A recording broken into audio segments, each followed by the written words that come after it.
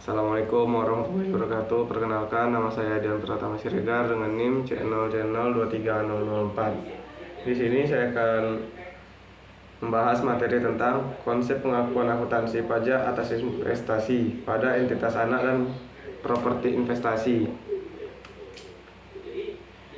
Investasi pada entitas anak dan properti memiliki dampak signifikan terhadap pengakuan pajak. Perbedaan perlakuan akuntansi dan fiskal menimbulkan pajak tangguhan yang harus diakui sesuai PSAK 46. Pemahaman konsep ini penting untuk pelaporan keuangan yang akurat dan sesuai standar. Tujuan dari materi ini menjelaskan konsep akuntansi pajak sesuai PSAK 46 dan menganalisis pengakuan pajak atas investasi dan properti investasi dengan manfaat memberikan pemahaman tentang pajak tangguhan, membantu penyusutan laporan keuangan yang sesuai standar. Konsep dasar akuntansi pajak. Pajak kini, pajak atas laba kena pajak periode berjalan. Pajak tangguhan akibat perbedaan temporer antara laporan fiskal dan laporan komersial. Perbedaan antara temporer yaitu timbul karena waktu pengakuan pendapatan dan beban yang berbeda. Contohnya penyusutan fiskal berbeda dengan penyusutan komersial. Investasi pada entitas anak. Entitas anak adalah perusahaan yang dikendalikan oleh Indo dengan metode pencatatan yaitu biaya, ekuitas, dan konsolidasi. Pajak tangguhan muncul dari laba belum dibagi atau dividen antar entitas yang diakui sebagai liabilitas pajak tangguhan dalam laporan konsolidasi. Properti investasi.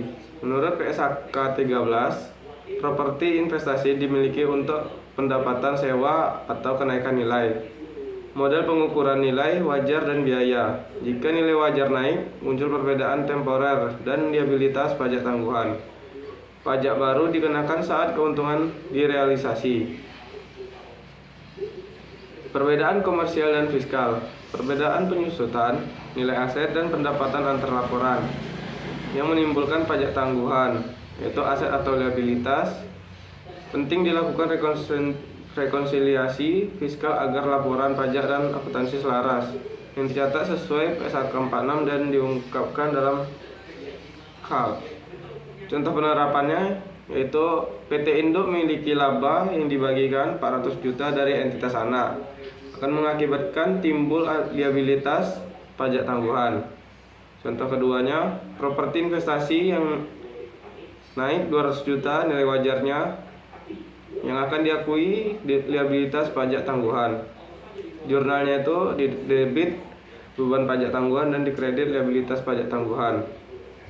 Dampak terhadap laporan keuangan. Pajak tangguhan memengaruhi laba bersih konsolidasi, meningkatkan transparansi kewajiban pajak masa depan.